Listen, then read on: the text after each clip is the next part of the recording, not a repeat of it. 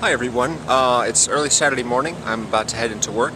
The train will be coming from that direction, so if you see it coming, let me know, okay? This is part 3 of my Christopher Nolan series.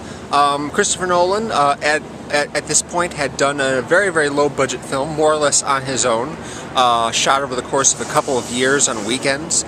He then went on to do a small-budget but more prominent indie film, which got him a lot of acclaim. And now came his big studio test case, handling a big production with big-name stars like Al Pacino, Robin Williams, and Hilary Swank. And then, of course, is Insomnia, which is a remake of a European thriller. And he did great. It's a fine film, it's intense and exciting, but for me it really is kind of a test case to see if Nolan could handle these bigger budget things, you know, and I consider it probably the least Christopher Nolan-y of his films, I suppose you could say, although he does use those quick flash cuts, you know, that he used in Memento, and he used them in Batman Begins as well.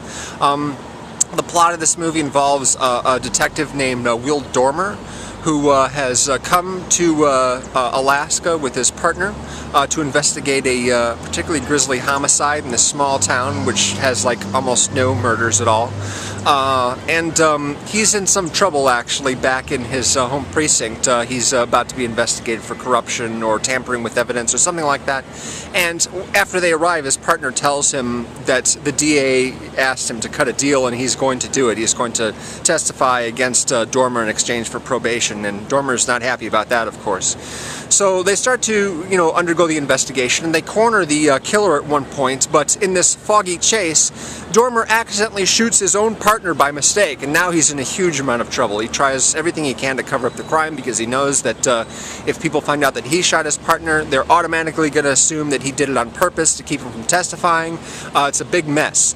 Meanwhile, the killer, the real killer, the killer of the girl in this Alaskan town, he was nearby during the chase and he saw this happen, so he starts to call up Pacino and say, I saw you shoot that guy, and you know, it couldn't be helped under the circumstances, and it's the same case with me, so how about we work together and solve both of our problems, you know? And of course Dormer doesn't want to do that. He wants to get the guy.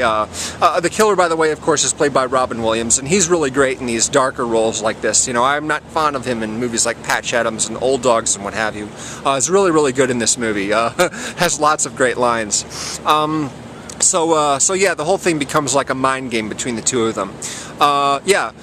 Great photography, of course, and I have to say something about Nolan's editing. He uses a lot of very quick shots. I'm sure you noticed that in The Dark Knight in particular. You know, he'll skip a lot of pauses, you know, just by cutting around the action. And in this case, it yields something kind of odd, where you see Robin Williams basically. He has a shotgun at one point, one of those shotguns where you break it open and you take the shells out with your hands and you put it back in like that between shooting. And the cutting is so fast that it looks like it's taking him like a split second to reload the shotgun every time he does that. That's a little strange. But overall, a really decent movie. I like it, although it's not one of my favorite Nolan films. It's certainly a decent thriller all in all. So there you have it, Insomnia. I'm making this kind of quick because I want to get it done before the next train comes downtown.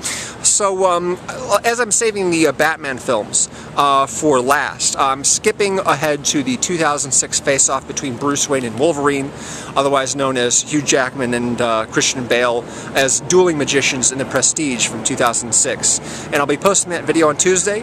And of course, if you've got any thoughts on Memento, you want to make a video, please make a video and attach it to this one. I'd love to hear what you have to say. And until next time, I'll see you around. Bye.